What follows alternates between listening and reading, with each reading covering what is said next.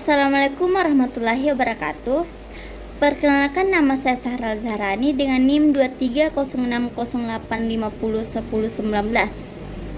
Di sini saya akan membacakan hasil ringkasan dari buku yang berjudul Manusia Bugis. Pendahuluan, suku Bugis adalah salah satu etnis terbesar sebagai paling berpengaruh di Sulawesi Selatan, sejajar dengan Makassar, Mandar, dan Toraja. Keunikan Bugis terletak pada keberadaan mereka yang tidak hanya menonjol di tanah asal, tetapi juga tersebar ke berbagai wilayah Nusantara. Hal ini erat kaitannya dengan tradisi merantau yang kuat, sehingga orang Bugis dapat ditemui di banyak daerah Indonesia, bahkan hingga Malaysia, Singapura, serta negara-negara lain di Asia Tenggara. Bagian pertama, narasi pembentukan identitas Bugis dan asal-usul hingga zaman klasik. Identitas Bugis terbentuk melalui proses panjang, bukan muncul secara tiba-tiba. Hal ini dapat ditelusuri dari berbagai sumber mulai dari bukti arkeologi, tradisi lisan, naskah kuno, hingga catatan luar. Sulawesi Selatan sebagai tanah asal etnis Bugis menyimpan jejak sejarah sejak masa prasejarah. Temuan berupa artefak batu, gerabah, serta peninggalan lainnya menunjukkan bahwa wilayah pesisir dan pedalaman Sulawesi Selatan telah dihuni sejak ribuan tahun lalu oleh komunitas yang perlahan membangun kebudayaannya. Yang kedua, hipotesis prasejarah sejarah awal Lagaligo dan Maritim Bugis. Untuk menelusuri asal-usul orang Bugis perlu melihat jauh ke masa prasejarah. Wilayah Sulawesi Selatan telah dihuni sejak ribuan tahun silam oleh kelompok manusia dengan beragam bentuk kebudayaan. Bukti arkeologis berupa alat batu, gerabah, serta sisa-sisa permukiman kuno menjadi dasar hipotesis mengenai konstruksi kehidupan masyarakat prasejarah Bugis. Para peneliti berpendapat bahwa penduduk asal Sulawesi Selatan merupakan bagian dari gelombang migrasi Austronesia yang membawa bahasa, teknik bercocok tanam, serta keahlian berlayar. Dari sinilah benih identitas etnis Bugis mulai terbentuk. Seiring waktu, masyarakat awal tersebut membangun tatanan sosial yang semakin kompleks. Bukti keberadaan pertanian padi dan adanya pembagian kerja menandakan perubahan signifikan dari gaya hidup berburu meramu menuju sistem agraris. Pertanian padi sawah kemudian menempati posisi sentral dalam kebudayaan Bugis, baik dari segi ekonomi maupun simbolis.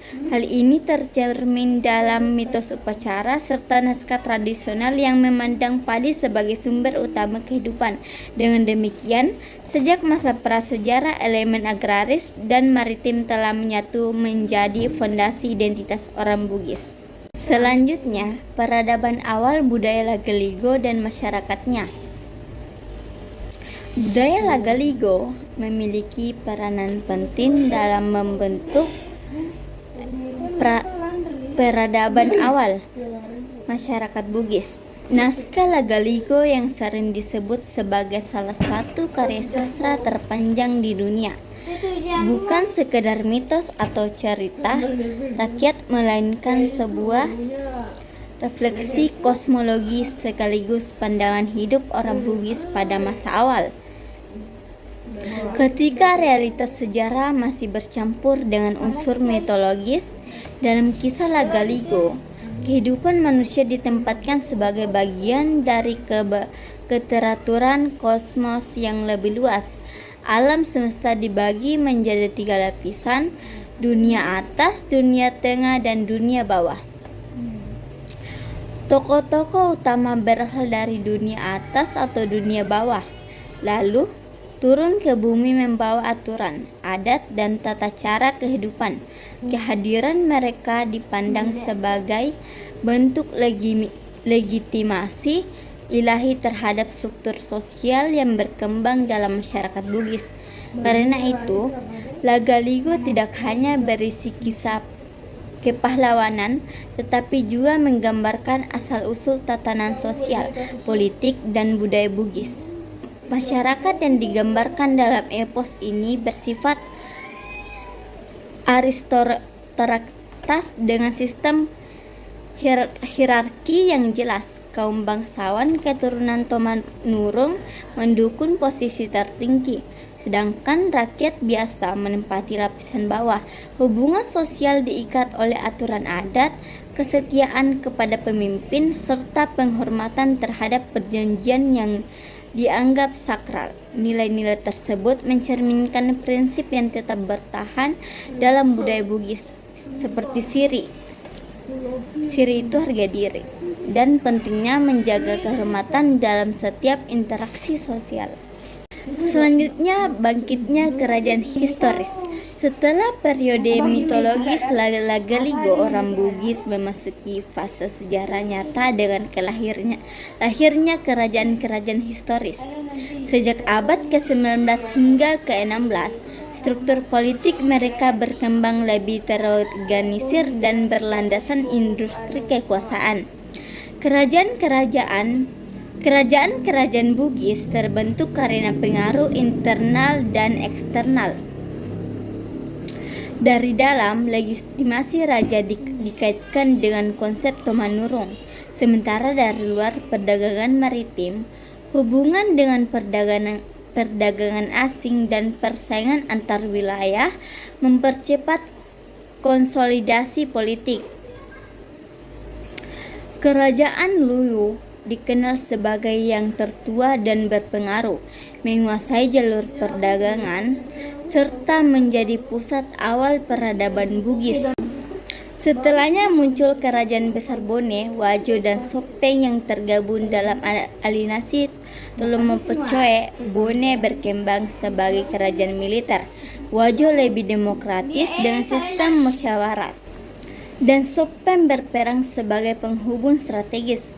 Pada masa ini, struktur sosial semakin kuat dengan aristokrasi sebagai pemegang kekuasaan utama, sementara rakyat tetap berperan penting dalam pertanian dan perdagangan.